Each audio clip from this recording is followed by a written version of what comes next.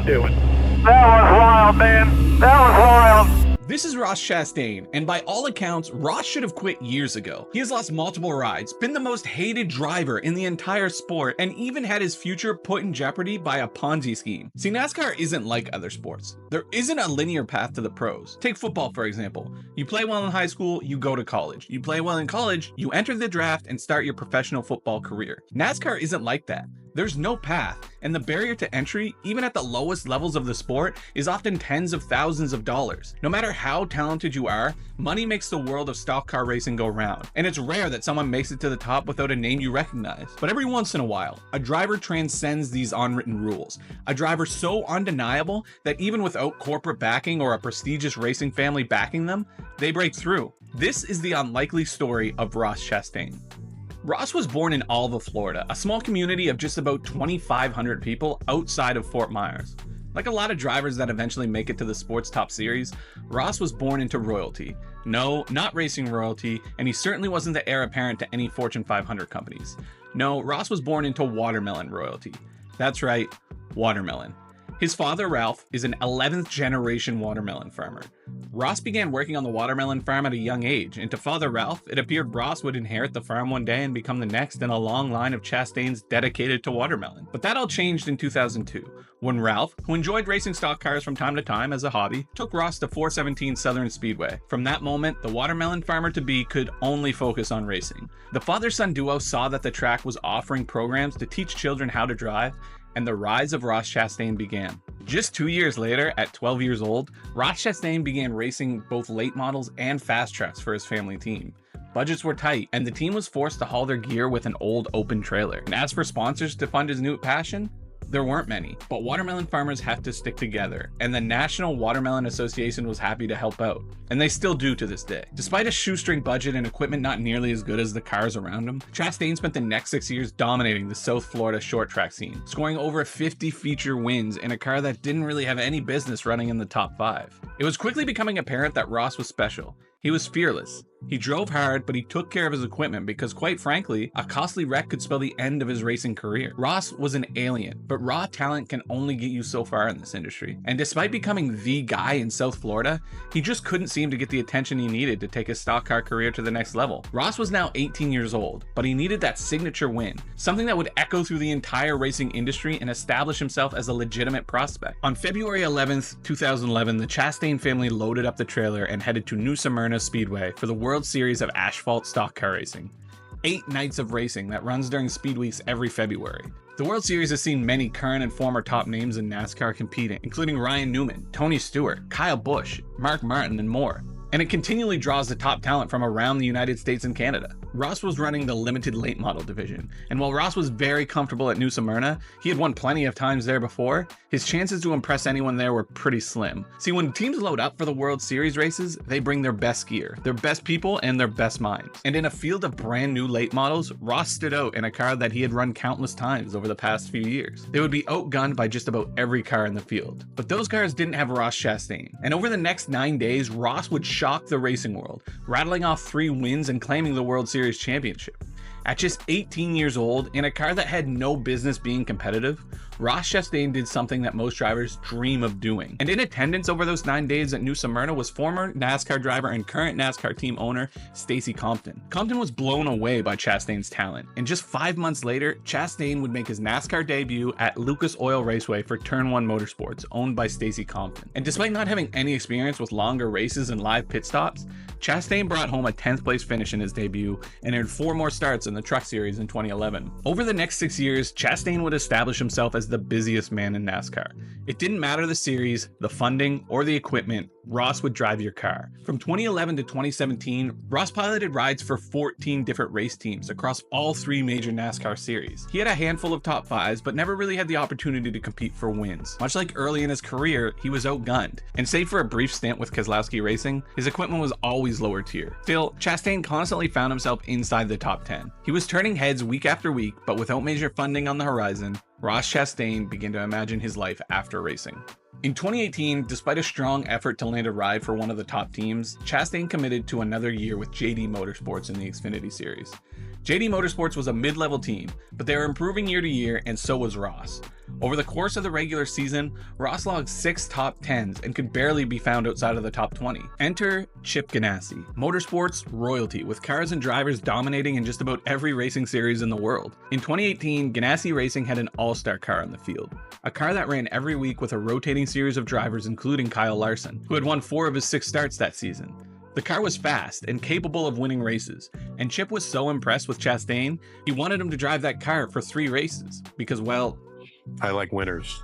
Supporting Chip's plan was DC Solar, a new sponsor to the sport who was making waves with their seemingly bottomless pockets. So with JD Motorsports' blessing, Chastain would sign with Chip Ganassi to pilot the number 42 DC Solar Chevrolet at Darlington, Las Vegas, and Richmond. It represented Ross's first opportunity in truly elite equipment, not just in NASCAR, but in his entire career. His first shot would come at Darlington, a narrow mile-and-a-half gauntlet that many consider the most tough and grueling track on the circuit. Darlington is a veteran's racetrack. It will chew you up and spit you out. And Ross did what Ross always does. He dominated. In a field that included Brad Keselowski, Denny Hamlin, Chase Elliott, and Kevin Harvick, Ross Chastain qualified on the pole and led 90 laps before having contact with Kevin Harvick that would ruin both of their days. He didn't get the result he wanted, but Ross Chastain proved he belonged among the elite. He would regroup and get ready for his second opportunity at Las Vegas. This time, Ross left no doubt. In the 200-lap race at Las Vegas just 2 weeks later, Ross nabbed his first Xfinity Series win in dominating fashion, leading 180 laps.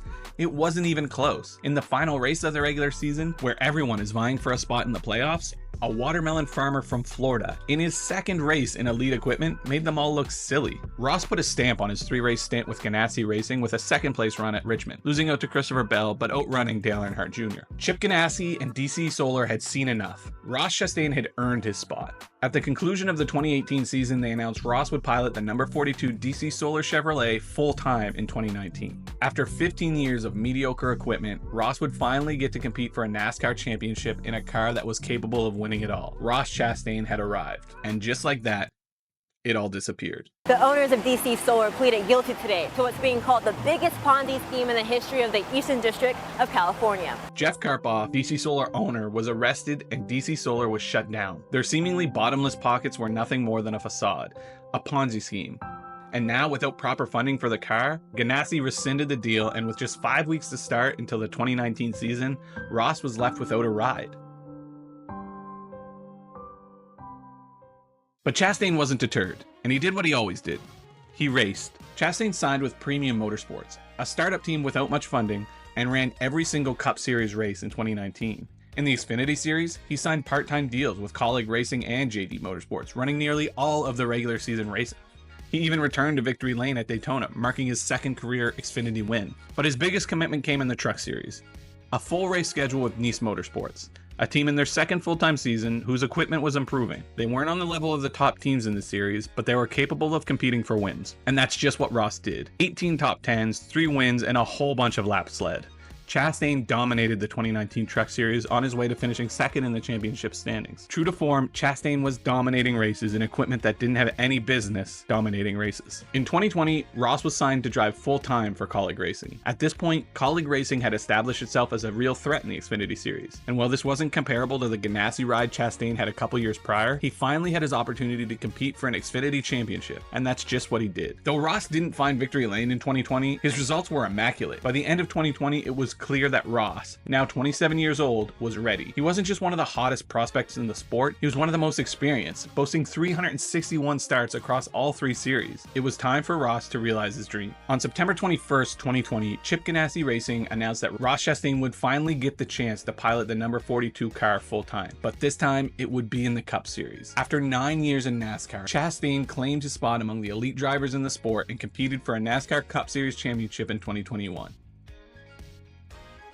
He had finally made it, and just 3 months in, it all came crashing down again. It's time for the Daily Fuel. The big announcement today for Trackhouse Racing announcing the acquisition of Chip Ganassi Racing. On June 30th, 2021, Justin Marks, co-founder of the newly formed Trackhouse Racing team, announced that he had purchased Chip Ganassi Racing's entire NASCAR operation and Chastain would be made a free agent. But by now, you know how this story goes. Ross Chastain refuses to lose, and 2 months later, Marks announced that Chastain will drive the #1 car for Trackhouse Racing in 2022, noting that he truly believed Ross had the talent to win races at the Cup Series level. Chastain finished the 2021 season 20th in points, and questions about his ability to compete at the top level were persistent. With his back against the wall and the odds stacked against him, Ross finished in the top 3 in 3 of his first races in 2022. He was the hottest driver in the sport, and on March 27th, 2022, this happened. And Bowman wants to steal it. No, that he'll get the chance. Bowman's under him. Oh my God. Chastain's gonna have to move them both. You're gonna have to move them both. Oh, He is. oh! And around goes Allmendinger both. off the bumper of Chastain.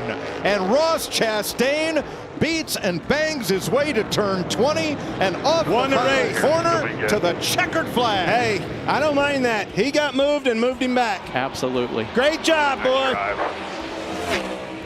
And then on April 24th, this happened. Push. Does it go to the outside? Gonna have to. Here he goes.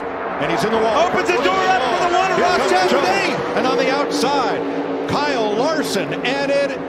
Oh my gosh! How about you? Ross Chastain. Ross is the boss of Talladega. Ross just kept it straight.